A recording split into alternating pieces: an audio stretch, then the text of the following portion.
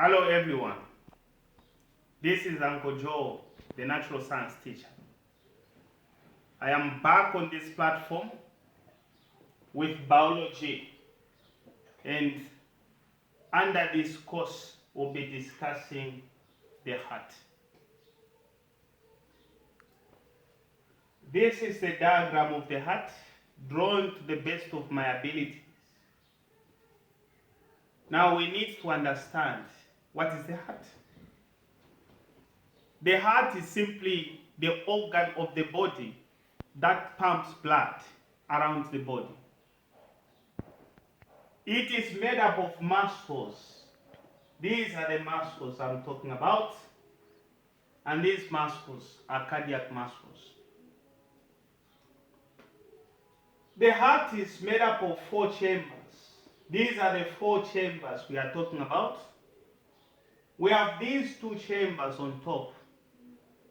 They are called atriums. We have the chambers, 2 chambers at the bottom. They are called ventricles. To be specific, this chamber is called the right atrium. While this chamber is called the left atrium. This chamber is called the right ventricle, and this chamber is called the left ventricle. So these are the 4 chambers which the heart is made up of. Now, this is exactly what happens. The blood from the rest of the body, if we can refer to this diagram, it will enable us to understand exactly what I'm trying to talk about. This is the body, the rest of the body. All the organs of the body, they are here. But just to simplify everything, this signifies the entire body. We have kidneys here, we have the liver, we have got the intestines, and we've got the legs, and so on and so forth. So, the blood from the rest of the body will be drained into the vena cava. This is the vena cava. So the vena cava is the main vein, and it transports the blood at a low pressure to the heart. Note that the pressure of blood in here is actually very low, and the blood that flows through the vena cava has got high concentration of carbon dioxide. Rather, it is deoxygenated. That is the kind of blood that flows in the vena cava. Now, sometimes we wonder how is the blood transported through the vena cava at a low pressure against gravity? There are valves here that prevents the backflowing of blood. So the veins, they are made up of valves, and those valves, they prevent the backflowing of blood. Getting back to the original diagram of the heart. So this is the vena cava. So the blood flows through the vena cava at a low pressure to the right atrium. So the blood from the rest of the body enters the right atrium first. When this right atrium is filled to capacity, the right atrium does contract. If the right atrium contracts, the blood is going to be pushed into the ventricle. Okay? The contraction of these muscles is what is referred to as a systole. So when the atrium contracts to push the blood into the ventricle, that is atricular systole. So the blood from the vena cava gets into the atrium here, and then the blood is pushed to the ventricles after the atrium contracts. Here we've got the valves. These valves are called tricuspid valves. The main function of those tricuspid valves is to prevent the backflow of blood. Can I say any valve, the function of the valve is simply to prevent the backflow of blood. So we have the blood in the ventricles. After the contraction of the atrium here, we have the blood in here. Eventually, these ventricles or the ventricle is going to contract as well. So when the ventricle contracts, these valves here, they are going to close to prevent the blood from going back to the atrium. So then they are going to close. If you look at these two valves here, they are supported by the tendons. So these are the tendons which supports those valves. Okay? And then these muscles to which the tendons attaches, those are papillary muscles. I'll repeat, those are papillary muscles. So when the ventricle contracts here, which is a ventricular systole, the valves will close. Once the valves closes, the blood will flow through this vessel. Rather than going back to the atrium, the valves will flow through that vessel. When the blood flows through this vessel, in this vessel, we've got the valves again. The blood has flown through that because we've got the valves which prevents the backflowing of blood. So blood won't go back to the atriums, instead it will flow through this vessel. What is the name of this vessel? This is a pulmonary artery. And we've got the veins in that vessel. Those are pulmonary, what they say? Pulmonary lunar valves. Okay? They also prevent the backflowing of blood. So, this vessel here transports blood to the lungs. To understand that, we'll go back to the second diagram.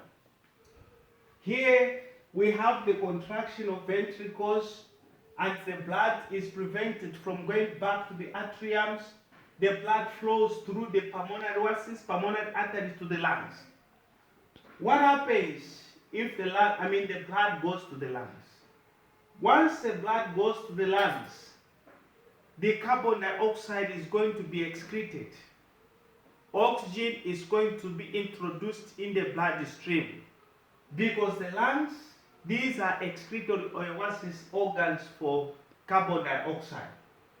So by the time blood flows through this vessel, the oxygen potential is very high at that point.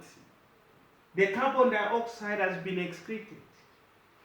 The oxygen has been maximized in blood. So the blood flows through this vessel back into the heart. We'll go back to this diagram again. So this is the vessel that receives blood from the lungs. This vessel is called pulmonary vein. All veins, they do transport oxygenated blood, except for pulmonary vein, because the pulmonary vein transports blood from the lungs, to the heart. So this blood which flows, this pulmonary vein, has high concentration of oxygen. Now, the blood from the lungs first reaches the heart through the left atrium. So this is the left atrium. So once the left atrium here is filled to capacity, the atrium is going to contract. As I mentioned, the contraction of atriums is called atricular systole. So systole is what is going to take place there, and then the blood is going to be pushed into the ventricle. In this case, it's the left ventricle to be particular. So the left ventricle also is going to contract. Once it contracts, the left ventricle contracts. Okay? It's going to push blood through the aorta. So in this case, the aorta is this one at a very high pressure. So the aorta, okay, the aorta here is going to supply the whole parts of the body with blood. That's why the pressure is supposed to be very high. This is an artery. To that effect, an artery has got no veins because the pressure of blood is actually very high, okay, and the blood that flows through arteries has got high concentration of oxygen. That's why if they ask you to explain the difference, the structural difference between a vein and an artery, I think one of which is the presence of the valves. In veins, we've got valves. Arteries, we don't have valves. And the pressure of blood in arteries is actually very high. The blood has got high concentration of oxygen. So that is what is going to happen. So the blood is going to be transported through the aorta and distributed to all parts of the body. This one here is actually the aortic semilunar valve. It also prevents the backflowing of blood. Okay? So this one, all the valves prevents the backflowing of blood.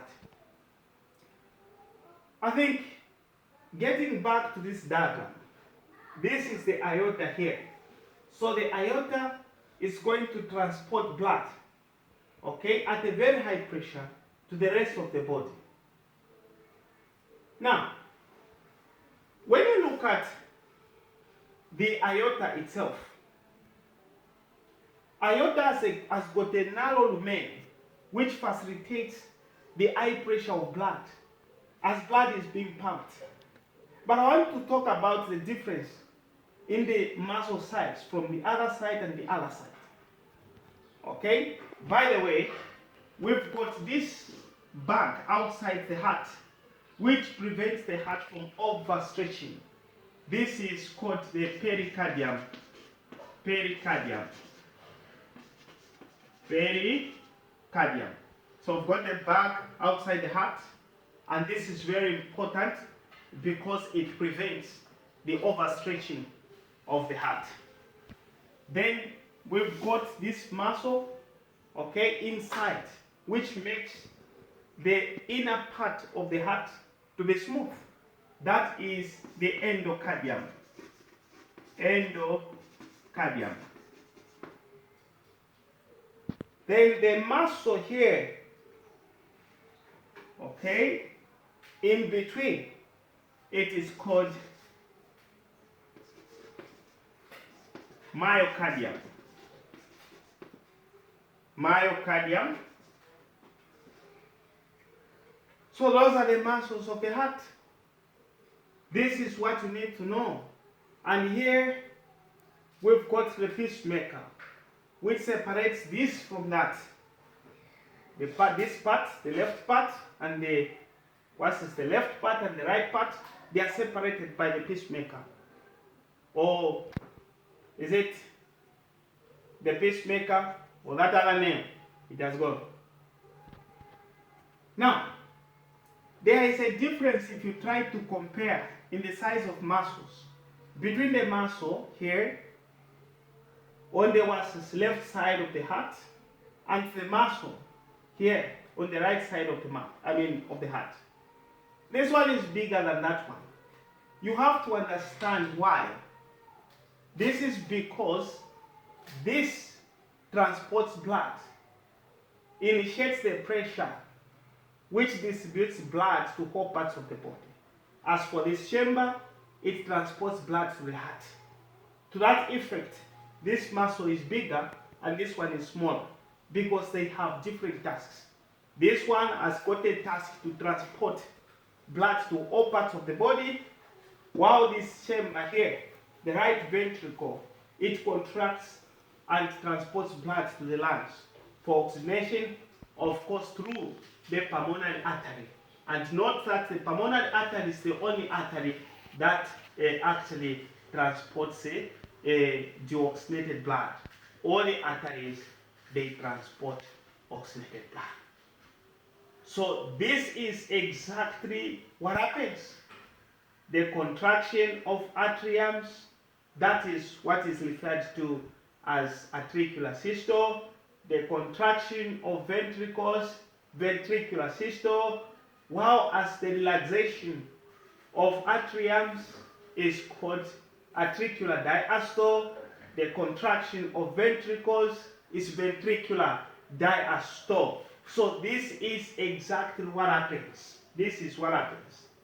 Now, to catch up with us, it's important that if you are within Lusaka, you come through to our school. If you are very far from Lusaka, you can as well make arrangements with us. Through online classes, we can always incorporate you in that. Nothing more, nothing less.